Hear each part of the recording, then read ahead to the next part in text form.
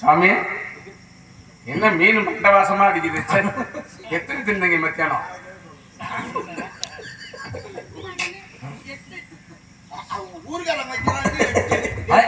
எட்டு துண்டை திங்கிறாங்க அந்த ஆளு.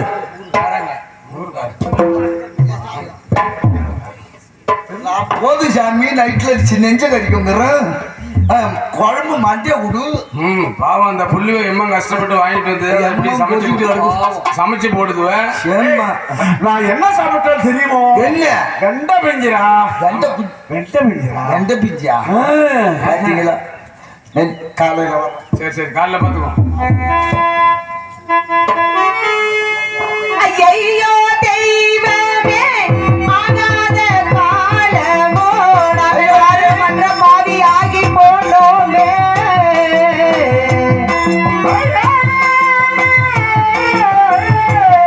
காத்துக்கு போறோமையா எல்லாம் நல்லவா விட்டு போறோமையா கோத்திக ருணத்தை தாரோ ஐயரே.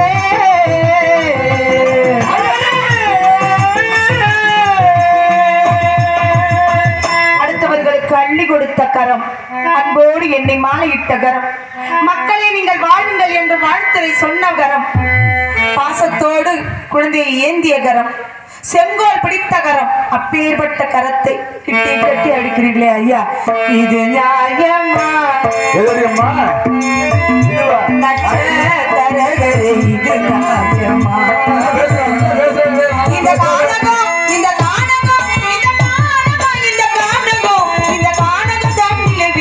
கொள்வது இது நியாயமா? தரகரே இது நியாயமா?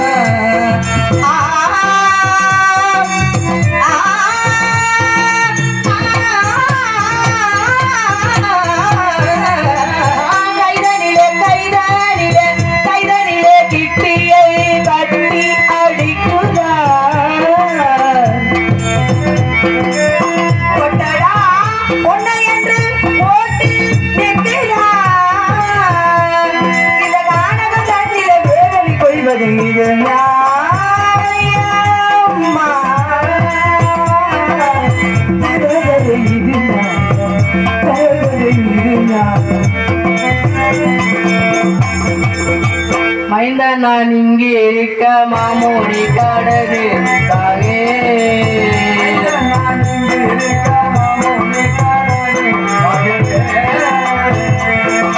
சந்தை கையே யோக கிட்டி கட்டவும் வேண்டாம் ஐயா. சந்தை கையில் கட்டவும் வேண்டாம் ஐயா. முடிய மூருக்கு உரைத்த மூடு சுடும் முன்னை எல்லாம்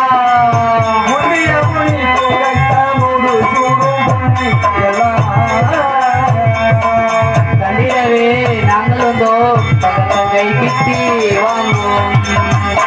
சுவாமி, என் தந்தை கையில் கிட்டி அகட்டி என் கை போடுங்கள். தேவர மார்க்கங்களை நான் தெரிவிக்கின்றேன். அவ்வளவுதானே?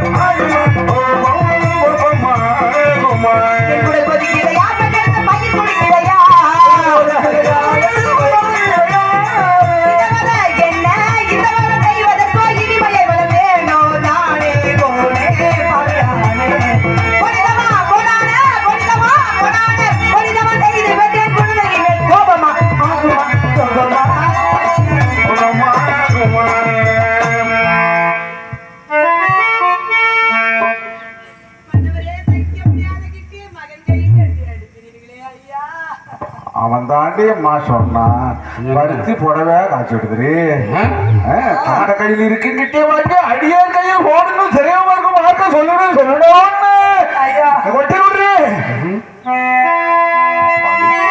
நிறைய நாள் சகிக்க முடியாத கெட்டி எப்படி குழந்தைய கையிலே கட்டி அடிக்கின்றீங்களே, இப்போது உங்களுக்கு திறமை கிடைத்து விட்டதா? அவன் சொன்னா சொல்லிட்டா மச்சாடா. எப்படித்தான் கொடுமைப்படுத்தினால் காசி மாநகரம் சென்றால் தான் சுவாமி திறமை கிடைக்கும். தயவு செய்து கெட்டியை கழித்து விட்டு என் பின்னோடு காசி மாநகரம் வாருங்கள், திரவியத்தை கொடுத்து விடுகிறோம்.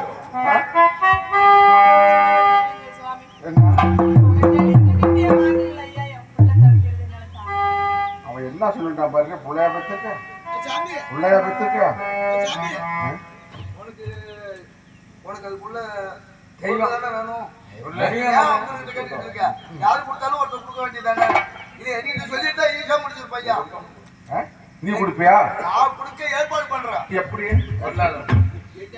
கட்டாமாடு வலிக்கிற மாதிரி வலிக்கிற எப்படி கொடுப்பாங்க? பொருள் வேணுமா வேணாமா? பொருள் வேணும். நேரம் போ. விஸ்வாமித்திர மகரிஷி எந்த இடத்துக்கு பார்க்கவே வாங்கிட்டு வர சொல்லியிருக்கா. சரி, தாங்கள் சர்வநதிக்கரையில் இருந்து என்ன அழைக்கின்றீர்கள். அப்படி உங்களோடு நான் வர வேண்டுமானால் எனக்கு 10,000 பசுமும் தரக சம்பளம் கொடுக்கணும். சுவாமி, விஸ்வாமித்திர மகாமுனிவருக்கு சேர வேண்டிய 48 கோடி திரவியத்தையே நான் எப்படி கொடுப்பது என்று தெரியாமல் தவித்துக் கொண்டிருக்கிறேன். தங்களுக்கு தரகு சம்பளம் கேட்டால் எப்படி கொடுப்பேன்? வேறு வழி இல்லப்பா, கொடுத்தால் தான் வருவீர்களா? சுவாமி, விஸ்வாமித்திர முனிவருக்கு கொடுக்க வேண்டிய 48 கோடி திரவியம் போக நான் மிகுதி இருந்தால் தங்களுக்கு தரகு சம்பளம் 10,000 பொற்காசுகள் கொடுத்து விடுகிறேன்.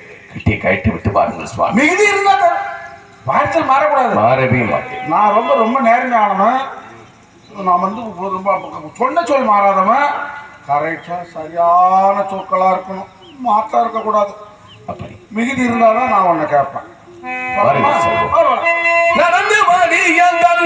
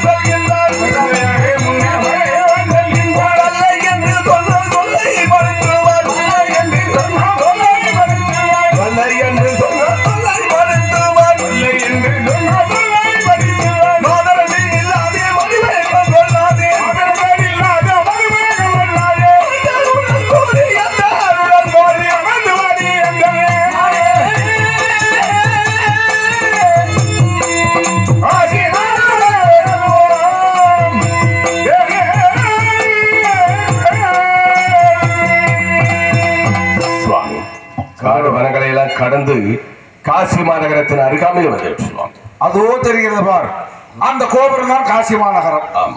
அங்கே சென்று திரைச்ச வேண்டிய ஏற்பாடு நீங்கள் பண்ண வேண்டும். அந்த குளத்தில் சாணம் செய்து முடிச்சுட்டு கோவில்ல பூஜை செய்துட்டு இருக்கேன். சீக்கிரமா அனுப்பி விடா. அப்படியே திரவியத்துக்கு ஏற்பாடு செய்கிறேன். சுவாமி, இந்த பாரு 2 கோழி மேய்ஞ்சிட்டு இருக்கு பாரு, சேவல் கோழி மொட்டை கோழி, அதை பிடிச்சிருப்போம் கவுரு.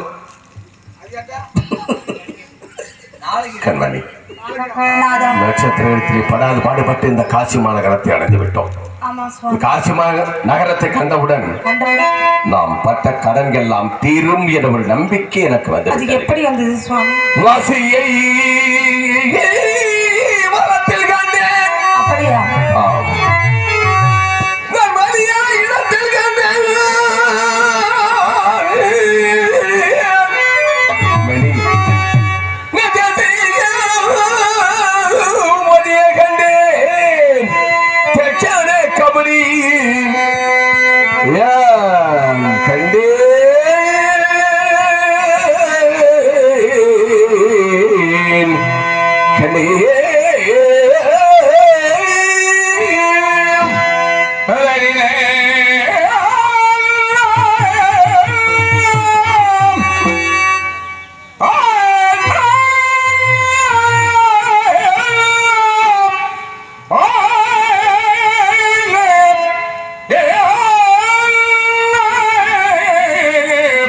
Hey,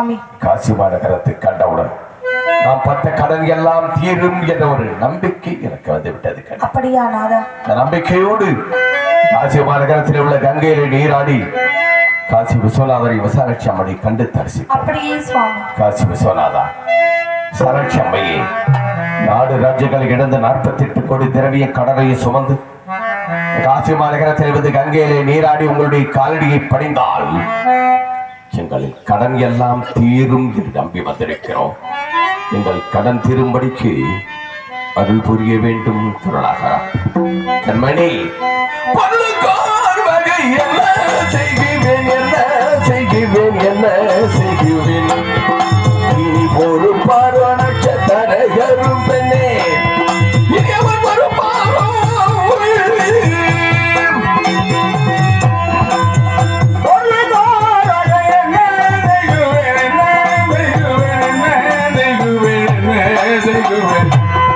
அவர் பொறுப்பாரோ நட்சத்திரம் பெண்ணே.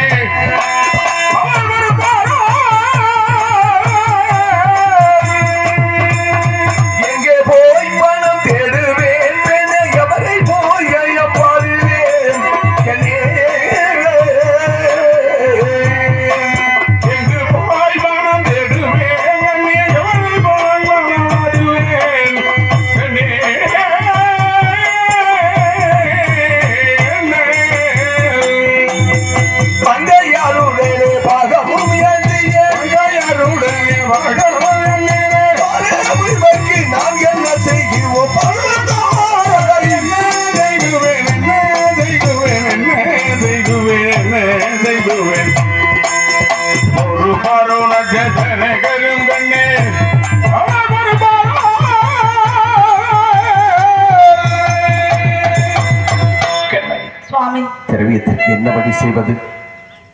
விஸ்வாமித்திர மகா முடிவெடுத்திலே 48 நாள் கெடு வாங்கி வந்தோம். இதோடு 47 நாட்கள் முடிந்து விட்டது. இன்னும் இருப்பது ஒரே நாள். இந்த ஒரு நாளில் நாம் எப்படி திரவியத்தை கொடுத்து சத்தியத்தை காப்பாற்றிக் கொள்வது என்பது மட்டும் எனக்கு விளங்கவே இல்லை. சுவாமி, மனக்கலக்க வேண்டாம். ஆண்டவன் அருளுவான், கடவுள் காப்பாற்றுவான் என்று காசி விஸ்வநாதர் ஆலயத்தில் வந்து நிற்கிறோம். நமக்கு நிச்சயமாக ஏதாவது ஒரு வழியை காட்டும் சுவாமி. ஒரு கதவை அடைத்தால் 1000 ஜன்னல்களை திறப்பான் என்று ஐதீகம்.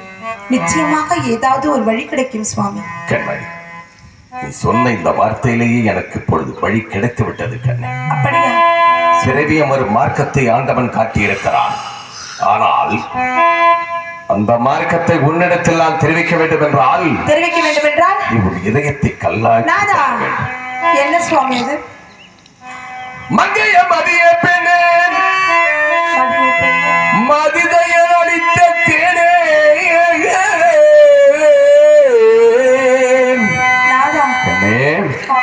மங்கைய மதிய பெண்ணே, மதிதையல் அடித்த தேனே,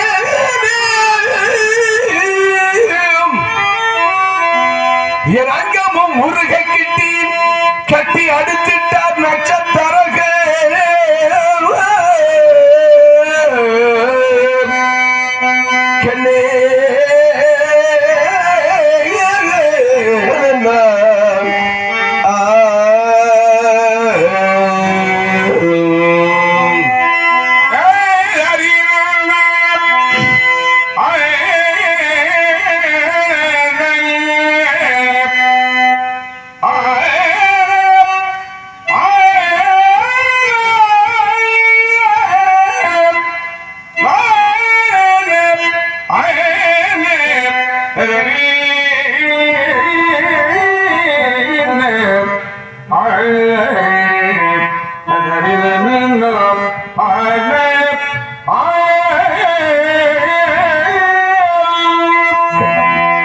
சடையோனதிகாரி நட்சத்திரங்கள் நம்மை வந்து பார்த்ததிலிருந்து அவர்கள் செய்த கொடுமைகள் இருக்கிறதே, இந்த கொடுமைகளை எல்லாம் தாங்க முடியாமல் தவித்தோம். இப்பொழுது பூஜையை முடித்துவிட்டு வருவதாக சென்றிருக்கிறார்கள். பூஜையை முடித்துவிட்டு வந்தவுடன் நாம் திரவியம் கொடுக்காவிட்டால் இல்லை நம்மை எதமானதான் கொடுத்துவார். அன்னவருடைய கொடுமைகள் நான் விடுபட இந்த பொங்கிய காசி நாட்டில்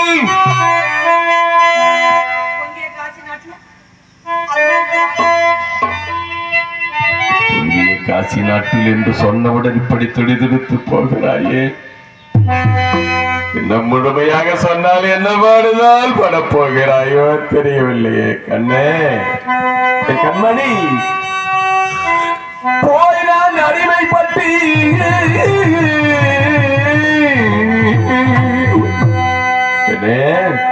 இந்த பொங்கிய காசி நாட்டில் போய் நான் அடிமைப்பட்டு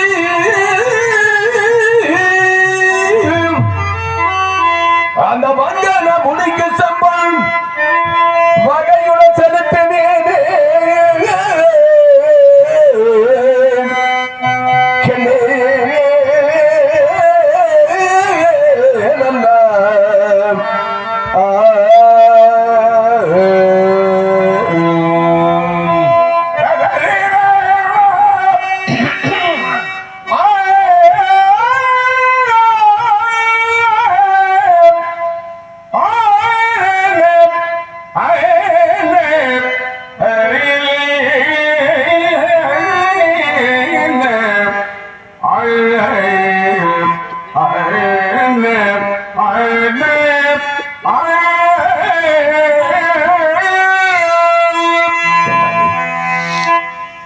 காசி மாநகரத்தில் என்னுடைய சரீரத்தை யாரிடத்திலாவது அடிமைப்படுத்தி விட்டு விஸ்வாமித்திர மகா முனிவருக்கு சேர்வடைய 48 கோடி திரவியத்தை கொடுத்து விடலாம் என்று யான் முடிவெடுத்து விட்டேன் கண்ணே. ஆனால் என்னை நான் விலையாக்க வேண்டும் என்று முடிவெடுத்தேனே தவிர உன்னுடைய சம்மதத்தை கேட்டு நான் என்னை நான் விலையாக்க வேண்டும் என்று முடிவெடுத்திருக்கிறேன்.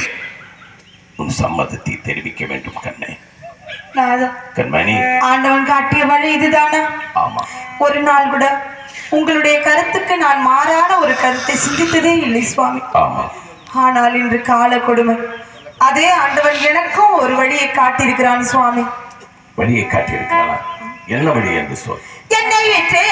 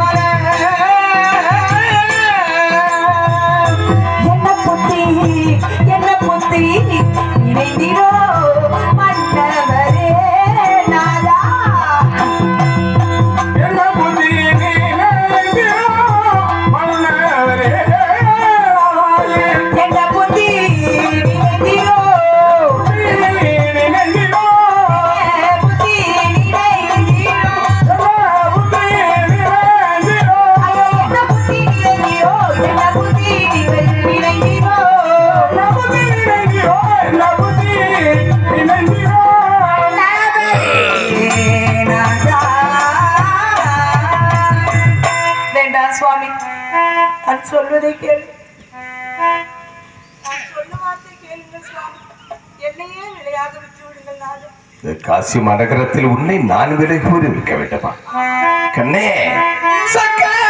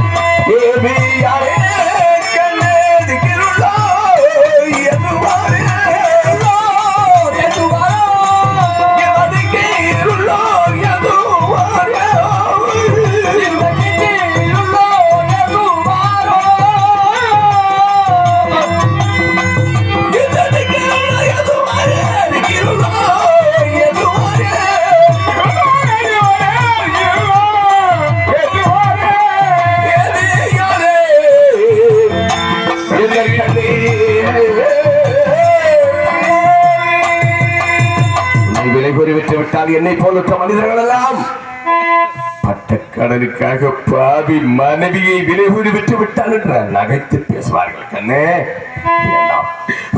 விலை கூறி விற்கவே வேண்டாம் கண்ணே. சுவாமி, கொஞ்சம் நினைத்து பாருங்கள். நீங்கள் யாரிடத்திலாவது அடிமைப்பட்டு விட்டால் இந்த குழந்தையை வைத்துக் கொண்டு நான் யாரை என்று பிழைப்பேன். ஆனால் நான் யாரிடத்திலாவது அடிமைப்பட்டு விட்டால் அவர்கள் இல்லத்தில் சென்று என் கால ஜீவனை கழித்துக் கொள்வேன். குழந்தையை வைத்துக் கொண்டு எங்காவது ஒரு இடத்தில் நீங்கள் இறந்து விடலாம். ஆண்மகன் ஆண் துணை இல்லாமல் பெண்ணால் வாழ முடியுமா? நீ சொல்வது உண்மைதான் கண்ணே. நாட்டில் ஒரு ஆண்மகன் தனியாக பெண் துணை இல்லாமல் வாழ்ந்து விடலாம்.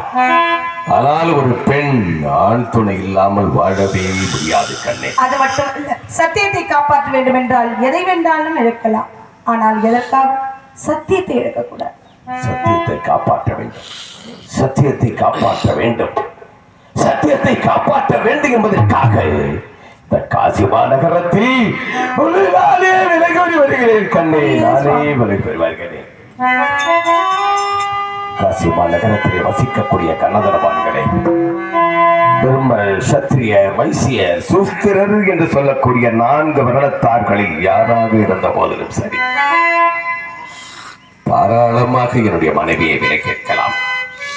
விலை கேளுங்கள், யாராவது விலை கேளுங்கள். என்னுடைய மனைவியை யாராவது விலை கேளுங்கள், விலை கேளுங்கள்.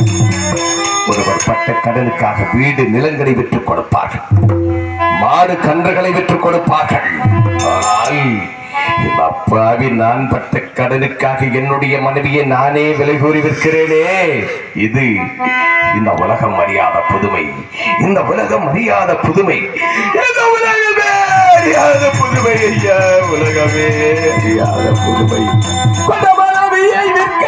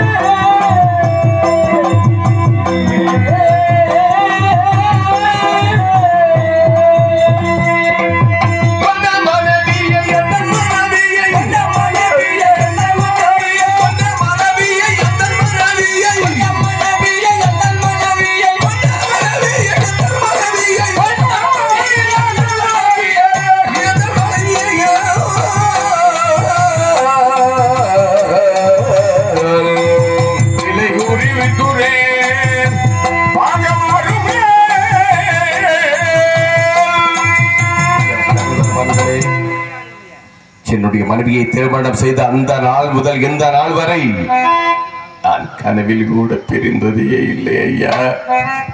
அப்படி கனவில் கூட பிரியாத என்னுடைய மனைவியை நானே விலை கூறி வருகிறேன். யாராவது என்னுடைய மனைவியை விலை கேளுங்கள் ஐயா, விலை கேளுங்கள். கனவிலும் எந்த நினைவிலும் கனவிலும் எந்த நினைவிலும் பிரியாத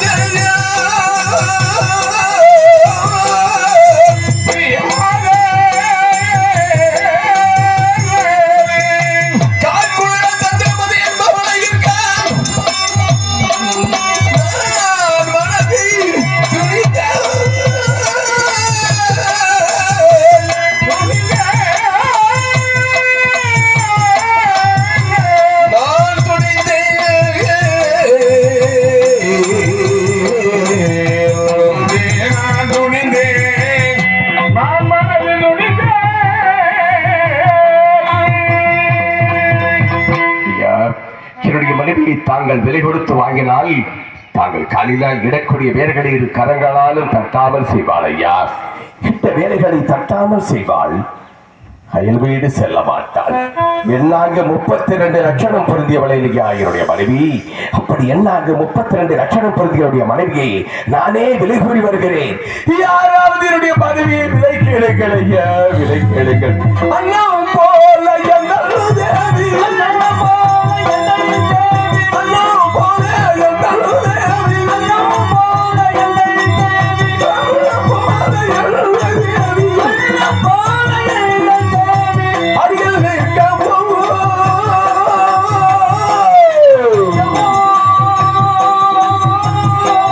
ஆசை குயிலை விட்டுறேன்.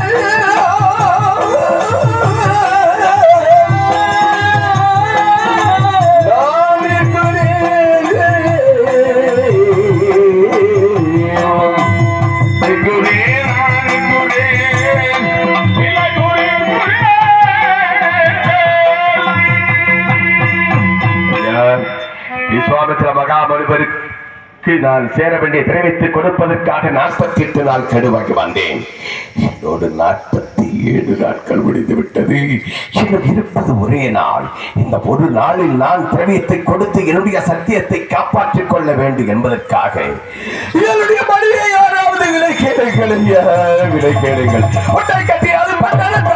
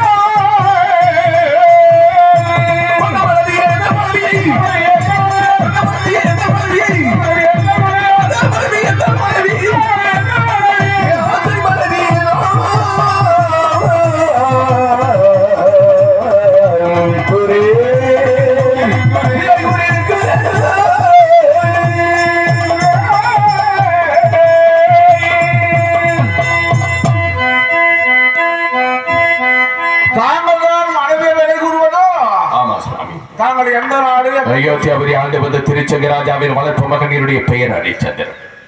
உன் மனைவி விலை கொடுத்து வாங்க வேண்டுமானால் எவ்வளவு திரவியம்? 48 கோடி திரவியம். இதை நான் கை ரொக்கமாக கொடுக்கணுமா? யாருடன் சாட்டுதல் உண்டோ? கையில் ரொக்கமாக கொடுத்தால் 2 நட்சத்திரங்கள் வந்திருக்கின்றார்கள். அவர்களுக்கு சாட்டிக் கொண்டால் என் கடன் தொல்லை நீக்கினால் போதும். அப்படின்னா அவரை பாக்குறப்பா. யாரப்பா நட்சத்திரம்?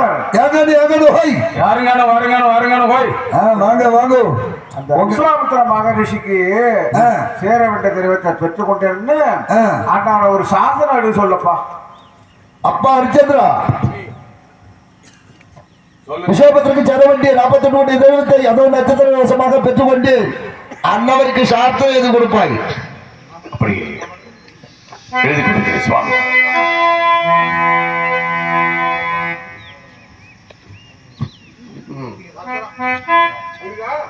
தெரியுது அதுதான் பத்திரம். நல்ல ஏற்பாட்டோட தான் வந்திருக்கேன். எனக்கு இப்படிதான் ஊர்பட்ட காலத்தெல்லாம் வாங்கி போட்டிருக்கேன். பயிர் வச்சிருக்கேன், தரிசா கிடக்கா. இதுல இருந்து கைகாட்டி வரைக்கும் எல்லாம் 800 தான். ஏப்பா ஒரு ரோடு பூரா குறுக்கேது போயிட்டேன்னு வச்சுக்க, டேரஸ் லாரியை விட்டு ஏற்றி விடுவோம். ஏண்டா யார் விட்டு நிலத்தை யார் வாங்குறது? அந்த கல்ல போடுறது பூரா 800 தான். நாளைக்கு அதில் போய் ஒரு பண்ண கள்ளப்படி போடுங்கன்னா அதோட இல்லை. அந்த ஒரு 7 ஏக்கர் முருங்கை போட்டிருக்கேன். ஏன்ப்பா? போட்டிருக்காங்க. இதுக்கு என்ன இருக்கு? பணம் கிடைச்சா இப்ப நான் என்ன பண்றது? வீணாப்புறம் வரி கட்ட சொல்றாங்க. அதனால இந்த பணத்தை எப்படியா செலவு பண்ணணும்னு தான்.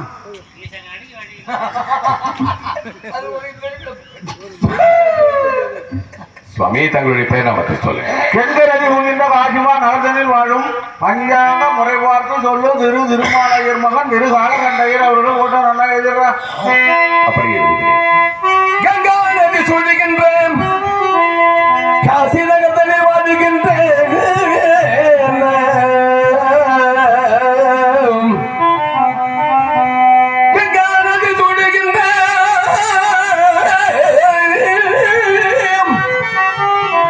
காசி நகர்தனில் வாழுகின்றேன்.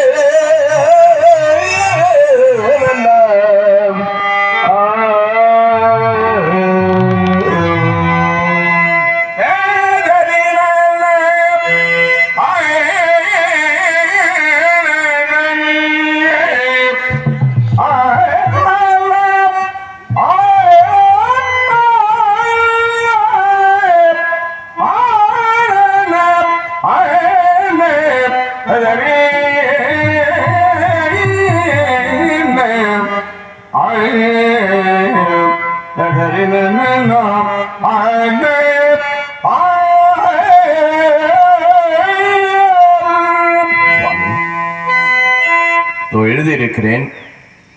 இதற்கு முன் சாசனம் எழுதி பழக்கம் இல்லாதவன் நான். அதனால் இதை வாசித்து பார்த்து ஏதாவது பிழை இருந்தால் சொல்லுங்கள், திருத்தி எழுத்தல். ஹரிச்சந்திரனா கொக்கானா? கொக்காவா? இல்லடா, என்ன சாமி திடீர்னு கொக்கா கோழியாங்கிற? அதுக்கு இல்ல மேடம், சொல்லுங்க அனுபவம். அப்படி எழுத்து இருக்கிற. ஆமா.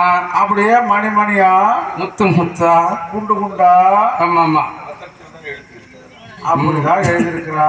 ஆமா சாமி. அதுல 2 வரி விட்டுறா, சேர்த்து எழுதுறா. அப்படியா? தவறு இருக்கிறது, இருக்கு, திருத்தி எழுத வேண்டும். ஆமா, சொல்லு. நக்கல் நரகல், நக்கல் நரசல், தொத்தல் தொரிசல், தொத்தல் தொரிசல், கொண்டவருக்கு புழுக்கை, கொண்டவருக்கு புழுக்கை அப்படின்னு இப்படிக்கு தீனா ஹரிச்சந்திரன். அவ்வளவுதான்ப்பா.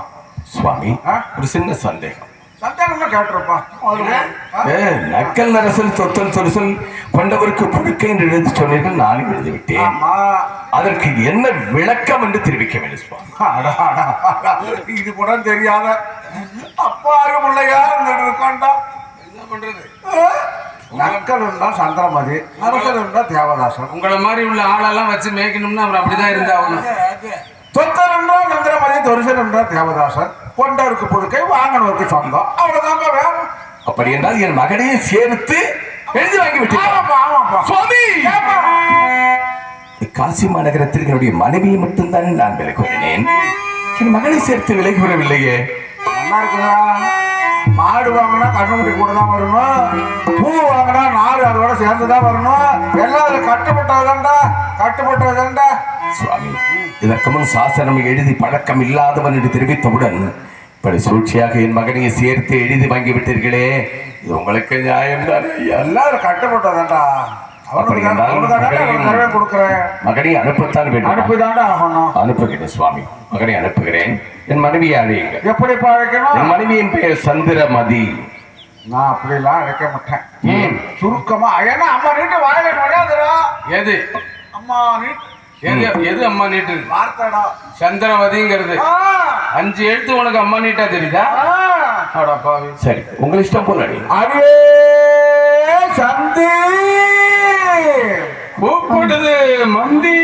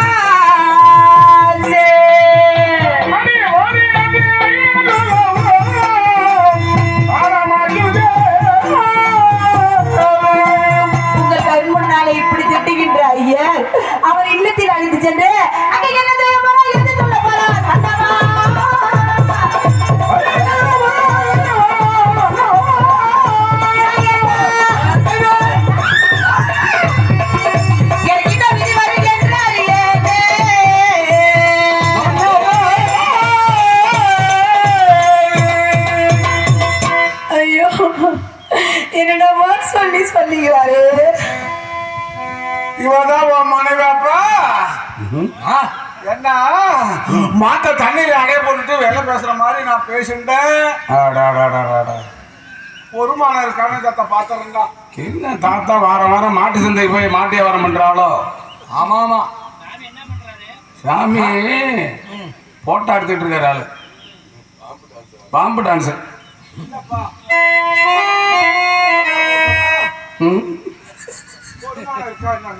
அது சரி, அது சரி.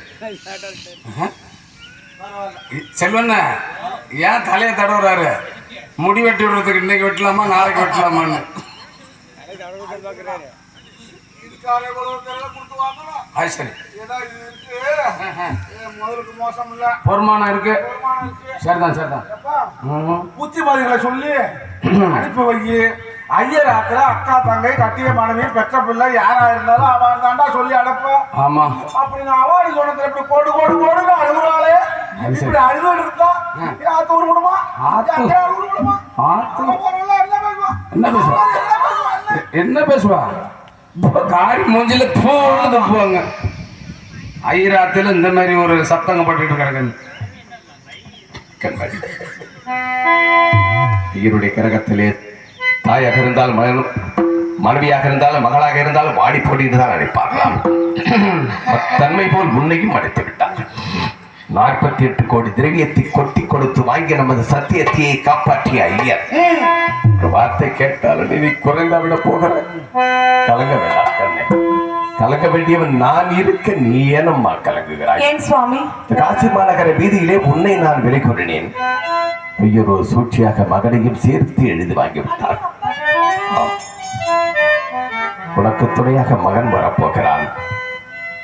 உங்கள் இருவரையும் ஐயருடைய கரகத்திற்கு அனுப்பிய பிறகு காசி மாநகரத்திலே நான் ஒரு ஆதரவற்ற அனாதையாக, ஆறுதல் சொல்வதற்கு யாருமற்றவனாக, ஒரு தனி மரமாக எப்படி காலத்தை கழிப்பது என்று விளங்கவே இல்லை கண்ணே. மணி மாது சேரான் மணி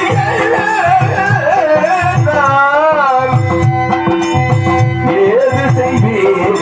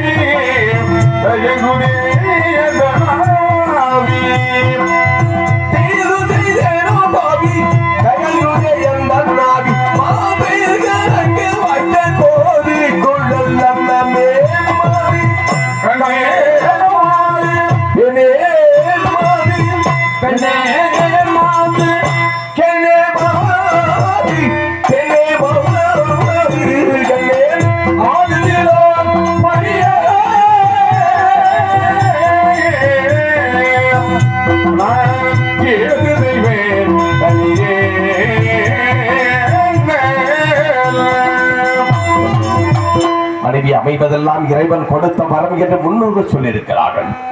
அப்படிப்பட்ட அந்த இறைவனே உன் இடத்தில் கொண்டு வந்து சேர்த்தான். அந்த இறைவனே நம்மை பிரிக்க நினைத்து விட்டான் கண்ணே, பிரிக்க நினைத்து விட்டான். கண்மணி கண்ணோசி நாட்டினிலே கல்யாணம் செய்தேனடி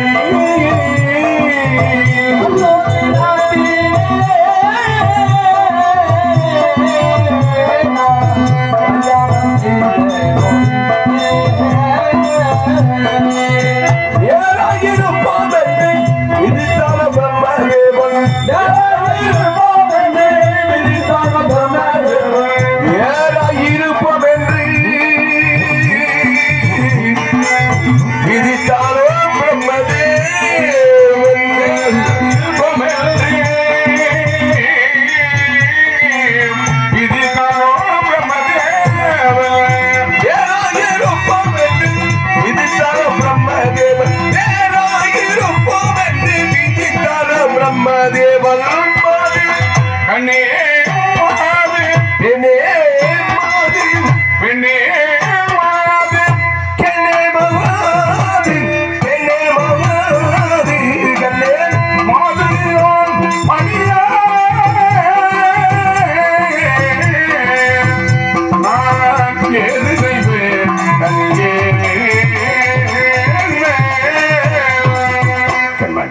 சுவாமி. கணவன் மனைவி என்று நினைத்து பேசுவதற்கே அருகதை இல்லாதவராகிவிட்டோம்.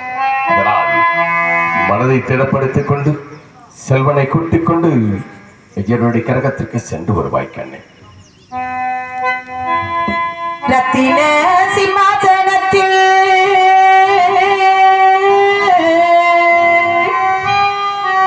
அன்று ரதியோ மதனம் போலே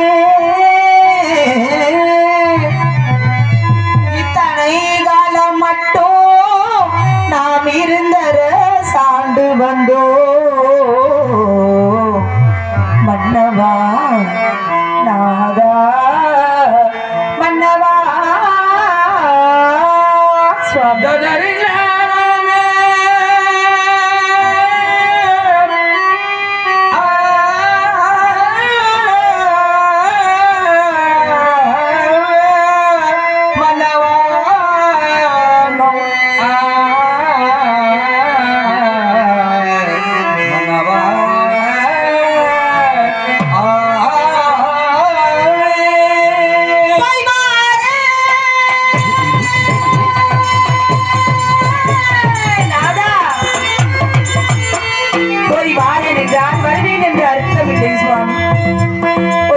சொல்லுவாங்களே, நான் போயிட்டு வரேன் அப்படி உண்மையாக சொல்கிறவன் நாடாடி ஆதுரையே நாதா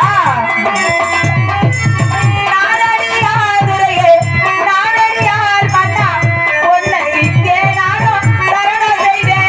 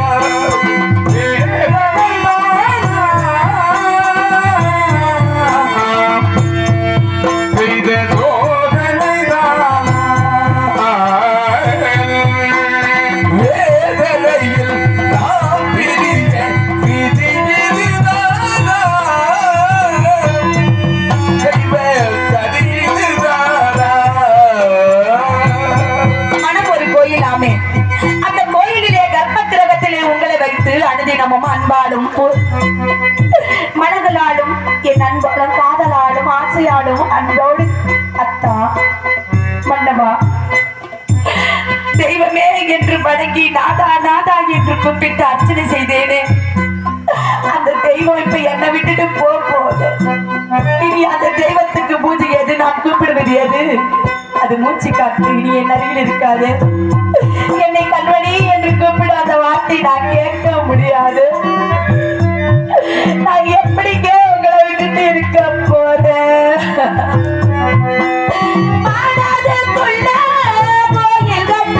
ஐயோ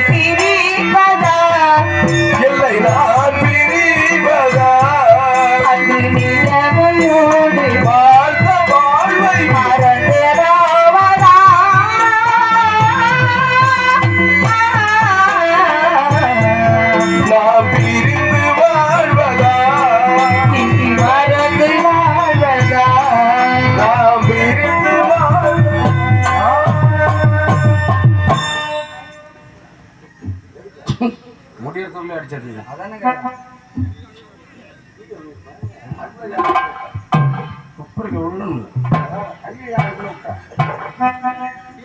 சுவாமி 48 கோடி திரவியத்தை நான் கொட்டி கொட்டிட்டு குத்துகளாட்டம் உட்காந்துருக்கேன். குத்துக்கல்லாட்டமா? ஆமாட்டா, நீ போய் அவளை கண்ணே கண்ணேன்னு கட்டி பிடிக்கிறான். அவன்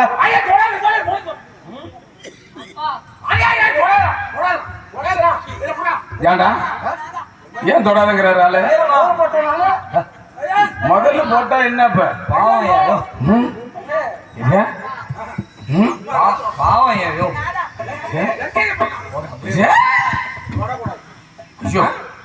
இன்னொரு ஐக்கியம் வேணுமா? என்னது? இவ போய் நாதா நாதாங்கிறாங்க. அப்ப உடனே கண்ணே கண்ணே கண்ணே எங்க பாரு அப்பா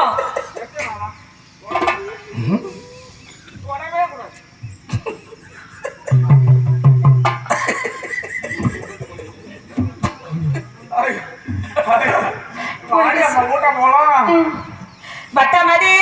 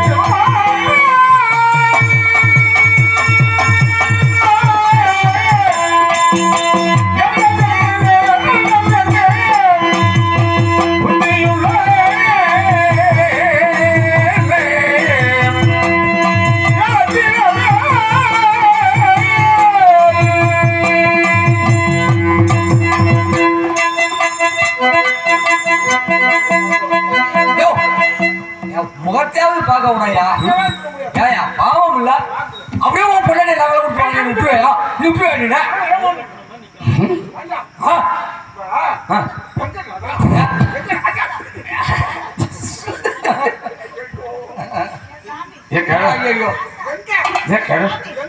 போட்டு ஒருவன் ஏயா இங்க பாரியா பாவம் ஒருவருக்கு ஒருவர் பிரியாம மனசு என்ன பாடுபடுறியா பாவம் அப்பா வாருமையா பிராமணரே வளர்த்து கொண்டேருவோம்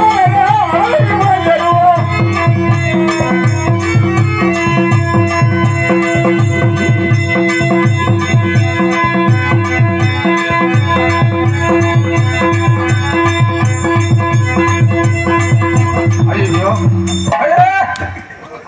என்ன ஏயா அத்தா என்ன நீ நாதா.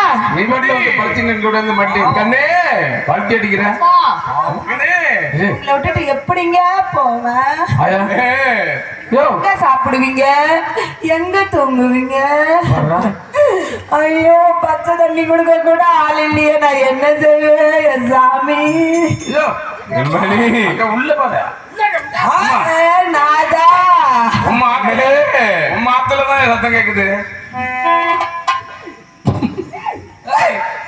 வராங்க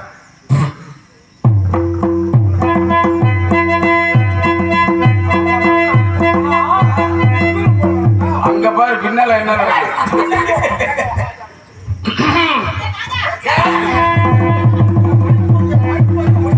ஐயோ ஐயா ஐயா ஐயா போச்சுடா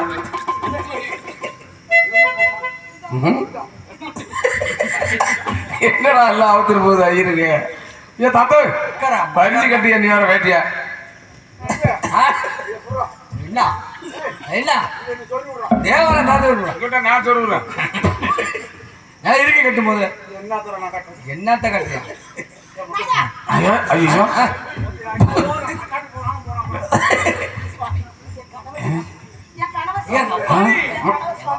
முடியாது முடியாது என்ன முடியாது என் புருஷன் தானே என்ன முடியாது முடியாது அதேனுமா செல்லாது செல்லாது செல்லாது செல்லாது பாவம் இல்ல சாசனம் அவன் தான் வித்துட்டானே சாசனம் எழுதி கொடுத்துட்டான்ல அதான் இன்னும் என்ன புருஷன் என்ன புருஷன் அதான் புருஷன் புருஷன் சந்தையில விட்டுட்டானே அவனை மாமா மாமா மாமா மந்தகரையில விட்டுட்டான் சரி கட்டியா மாமா இடுப்புல கட்டியா எல்லாம் இருக்கு கேட்டேன் முடிச்சு போடா எட்டு கட்டு கட்டினாலும் ஐநூறு கவு கட்டணும்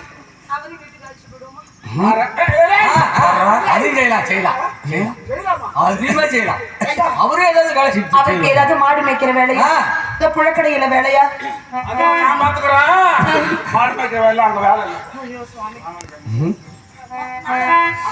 அங்க அரிசி இல்ல அங்க அரிசி இல்லடா என்ன இல்ல அரிசி போடுறது அரிசி இல்லடா ஏயா நீ நியாய விலை கடையில் தானே இருக்கிற அரிசி தானே போடுற கனகராஜ் வாரம் வாரம் லோடா வந்து இறங்குது அரிசி மூட்டை அரிசி இல்லடா என்ன கதை அது ஊராம் போயிடுச்சு ஐயா